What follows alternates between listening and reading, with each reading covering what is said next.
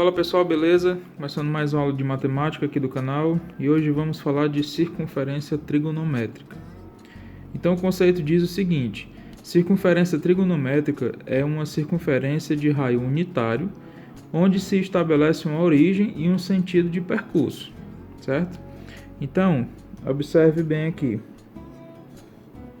Toda circunferência que eu tenho, o grande objetivo nesse estudo da trigonometria é justamente ver o andamento dessa circunferência. Esse é um dos grandes objetivos que nós temos no estudo da circunferência, certo? Então aqui, geralmente a gente traça o plano cartesiano dentro da circunferência para a gente poder ter os nossos referenciais, certo? E aí a circunferência trigonométrica é dividida em 4 partes, denominadas de quadrantes. Então, observe que eu desenhei a circunferência, coloquei o plano cartesiano dentro, e aí eu descubro que a circunferência ela tem essas 4 regiões, certo?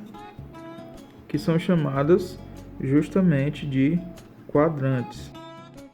E aí, por meio desses quadrantes, é que nós vamos poder estudar o arco e ângulo central, ver as medidas de arco, tudinho.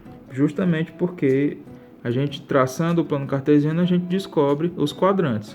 E aí você observa que primeiro quadrante, segundo quadrante, terceiro quadrante, quarto, e aí vai, ó o sentido que ela está indo. Então, ó, por aqui, a gente já pode definir que esse sentido ele sempre vai ser o sentido positivo e esse sentido ele vai ser o sentido negativo. Muito importante saber disso. Primeiro, segundo, terceiro, quarto está indicando o andamento na circunferência. E aí a gente pode definir esse ponto aqui como o ponto zero, ou seja, é a origem do arco. Certo? Então, essa foi a aula de hoje, nesse entendimento do que é circunferência trigonométrica. Vamos lá revisar o conceito. Circunferência trigonométrica é uma circunferência de raio unitário, onde se estabelece uma origem, tá aqui a origem que nós estabelecemos, para poder a gente descobrir o sentido. Ou seja, a gente estabelece a origem e aí já começa a ter um sentido, porque eu tenho a origem e eu tenho um sentido, certo? E aí primeiro, segundo, terceiro quadrante.